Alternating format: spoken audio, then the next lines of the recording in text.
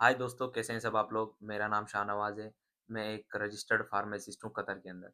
मैंने एक छोटा-सा रील अपलोड किया था अपने इंस्टाग्राम अकाउंट के ऊपर डॉक्यूमेंट से रिलेटेड। उसमें ये बताया था कि अगर आपका ड्रीम है बाहर जाने का, जॉब करने का आपका ड्रीम है, सपना है, तो वो कौन-कौन से ज़रूरी डॉक्यूमेंट्स हैं जो आपके पास होने चाहिए और उनको पहले से रेडी रखना चाहिए।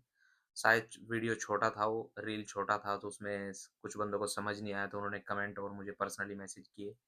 कि ट्रांसक्रिप्ट क्या होता है, गुड स्टैंडिंग सर्टिफिकेट क्या होता है, इनको कहाँ से निकलवाना होता है।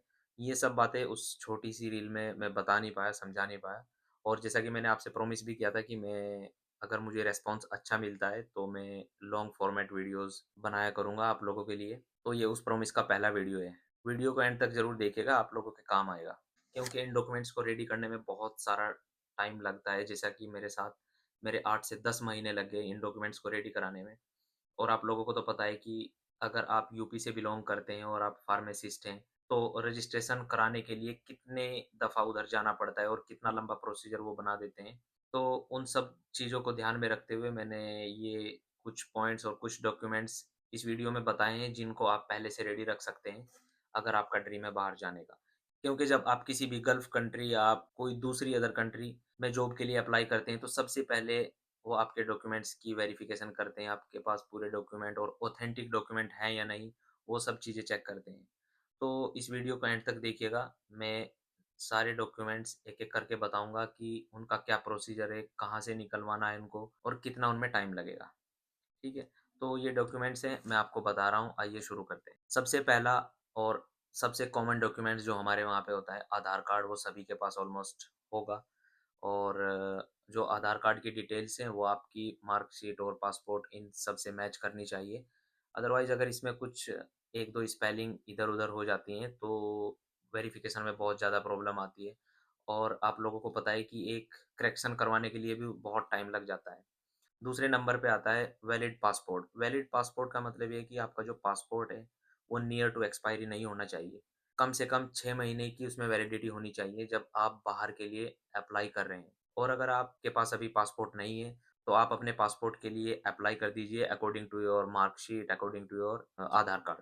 थर्ड नंबर पे आता है मार्कशीट, 10th क्लास मार्कशीट। ये सभी के पास होगी जो बाहर जाना चाहते हैं। 10th के बाद 12th मार्कशीट, वो भी सभी के पास होगी। 10th और 12th के बाद आता है डिप्लोमा या डिग्री। डिप्लोमा जिन स्टूडेंट्स ने डिप्लोमा किया है, 2 इयर्स का जो हमारे वहाँ पे फार्मेसी का डिप्लोमा होता है, तो वो आपके पास होना चाहिए। और जिन्होंने बी फार्मा, एम फार्मा या फार्मडी किया है, उन सब के पास ये डिग्रीज़ होनी चाहिए। इसके बाद आता है कि चाहे आपने डिप्लोमा किया हो, बैचलर किया हो, मास्टर्स किया हो या फार्मडी किया हो, इन सब की मार्कशीट आपके पास होनी चाहिए। वो वेरिफ़िकेशन के टाइम पे वेरीफ़ाई होती हैं, यहाँ पे देखते हैं बाहर। 8वें नंबर पे आता है योर रजिस्ट्रेशन। अगर आपने डिप्लोमा या बी फार्मा या एम फार्मा या फार्मडी या आप इवन नर्स भी हैं, नर्सिंग भी किया है, तो आपके पास आपका रजिस्ट्रेशन मतलब मेडिकल लाइसेंस होना चाहिए, रजिस्ट्रेशन नंबर होना चाहिए। अगर फार्मेसी किया है तो फार्मेसी काउंसिल उसको आपको बना कर देती है। अगर नर्सिंग किया है आपने तो वो जो नर्स की काउंसिल होगी आपकी, वहाँ से आपको जनरेट होके मिलेगा। 9वें नंबर पे आता है ट्रांसक्रिप्ट। अक्सर ट्रांसक्रिप्ट के बारे में सबको पता नहीं होता है। ट्रांसक्रिप्ट आपकी जो ईयरली मार्कशीट होती है, उसके बेस पे बनती है, जो कि आपकी कॉलेज या आपकी यूनिवर्सिटी आपको बना कर देती है। ये आपको कॉलेज में एक लेटर के थ्रू लिखना पड़ेगा कि मुझे ट्रांसक्रिप्ट चाहिए, कि मुझे बाहर जाना है और मुझे जॉब के लिए अप्लाई करना है, तो वो उसी के अकॉर्डिंग आपको जिस कंट्री के लिए आप जा रहे हैं, उस कंट्री के लिए आपको वो बना कर देते हैं। उसका कुछ चार्ज सबका अलग-अलग होता है, वो चार्ज लेते हैं थोड़ा बहुत कुछ और आपको वो 1 हफ्ते के अंदर-अंदर वो आपको रेडी करके दे देते हैं। अब 10वें नंबर पे एक चीज़ और आती है एक्सपीरियंस सर्टिफिकेट। एक्सपीरियंस सर्टिफिकेट जहाँ या जिस ऑर्गनाइज़ेशन में, जिस कंपनी में आप जॉब कर रहे हैं, वहाँ से आप ये सुनिश्चित करें कि आप अपना एक्सपीरियंस सर्टिफिकेट रेडी करवा के रखें, उसको स्टैम्प करवाएँ और उसके ऊपर सिग्नेचर होना चाहिए। गल्फ़ कंट्रीज़ में फार्मासिस्ट या डिप्लोमा या नर्स के लिए जो एक्सपीरियंस माँगते हैं, वो 2 साल का एक्सपीरियंस माँगते हैं और वो स्टैम्प के साथ अटैच्ड होना चाहिए। जिस कंपनी या जिस ऑर्गनाइज़ेशन में या जिस हॉस्पिटल में आप काम करके आए हैं, वहाँ से अटैच्ड होना चाहिए वो। इसके बाद 2 चीज़ और आती हैं, अगर आपका इंटरव्यू या आपके पास या आपको ऑफ़र लेटर मिल जाता है, तो उन 2 डॉक्यूमेंट्स की आपको हमेशा ज़रूरत पड़ेगी और कंपनी या कोई भी कंट्री उनको सबसे पहले माँगती है। एक है good standing certificate. Good standing certificate होता है कि आपने ऑर्गनाइज़ेशन में जहाँ से एक्सपीरियंस लिया है, वहाँ पे आपने ठीक से काम किया है और जो आपका रिकॉर्ड है फार्मेसी काउंसिल में वो प्रॉपर है, उसमें कोई भी क्रिमिनल एक्टिविटी या कोई भी ऐसा आपने रूल ब्रेक नहीं किया है जो उनके लॉ के अगेंस्ट हो। तो वो आपको बनाकर देती है और ये आपको सिर्फ़ तब चाहिए जब आप दूसरी कंट्री में पहुँच जाएँ और वो कंट्री आपसे लाइसेंस के लिए गुड स्टैंडिंग सर्टिफ़िकेट माँगती है। तो जो हमारी फार्मेसी काउंसिल है, वो उनको डायरेक्ट उनके मेल पे या उनके पोर्टल पे डायरेक्ट मेल करते हैं और उनको डायरेक्टली भेज देते हैं। दूसरी चीज़ आती है पुलिस क्लीयरेंस सर्टिफ़िकेट जिसको हम पीसीसी भी बोलते हैं। ये आपके एरिया का जो पुलिस स्टेशन होगा वो आपको बना के देते हैं। ये आपको ऑनलाइन अप्लाई करना पड़ता है। ये 7 से 8 दिन इसको लगते हैं पूरा होने में और ये आपको ईज़िली मिल जाता है। ये आपको लाइसेंस के टाइम पे ज जिस कंट्री में के लिए आप अप्लाई कर रहे हैं, वहाँ पे आपको डिपॉज़िट करना पड़ता है। इसके बाद 2 सबसे मेन इम्पोर्टेंट चीज़ जिसके बेस पे सबसे ज़्यादा हायरिंग होती है और नौकरी देने के लिए, जॉब देने के लिए सबसे पहले इनको पूछा जाता है। ये डॉक्यूमेंट्स, ये कॉमन डॉक्यूमेंट्स थे जो मैंने अभी तक बताए आपको, ये सबके पास होने चाहिए। लेकिन क्या चीज़ आपको अलग करती है, जिसके बेस पे आपको सबसे पहले सेलेक्ट किया जाएगा, सबसे पहले आपको जॉब ऑफ़र करी जाएगी। वो चीज़ है exam and data flow.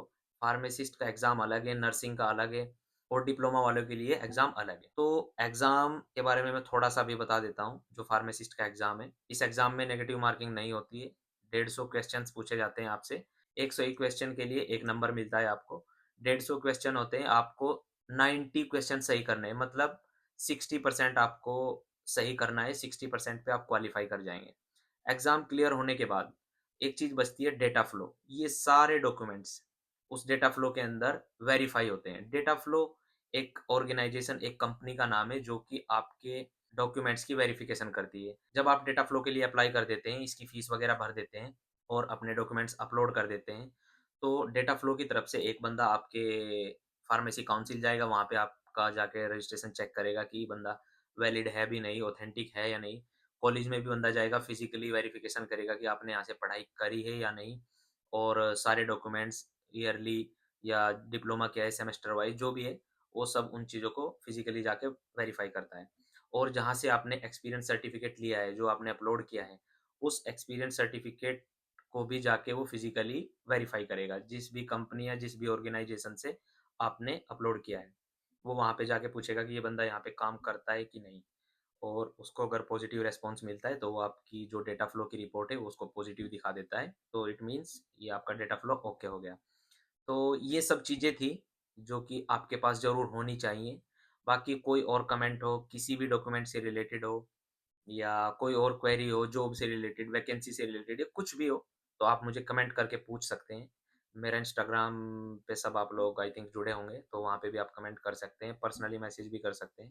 WhatsApp number भी है मेरा उधर, आप वहाँ पे भी मैसेज करके पूछ सकते हैं। अगर मुझे इस वीडियो पे रिस्पॉन्स अच्छा मिलता है, तो मैं आगे एग्ज़ाम से रिलेटेड, पैटर्न से रिलेटेड और हो सकता है कि मैं एक-एक क्लास के किस टाइप के क्वेश्चन्स आते हैं, इस टाइप की क्लासेस भी लेने लगूँ और आपको आपके साथ इन्फॉर्मेशन शेयर करने लगूँ, अगर रिस्पॉन्स अच्छा मिला तो। रिस्पॉन्स अच्छा मिलने का मतलब ये है कि आप वीडियो को पूरा देखें और दूसरे फ्रेंड्स के साथ भी शेयर कर दें। Thank you so much video को पूरा देखने के लिए।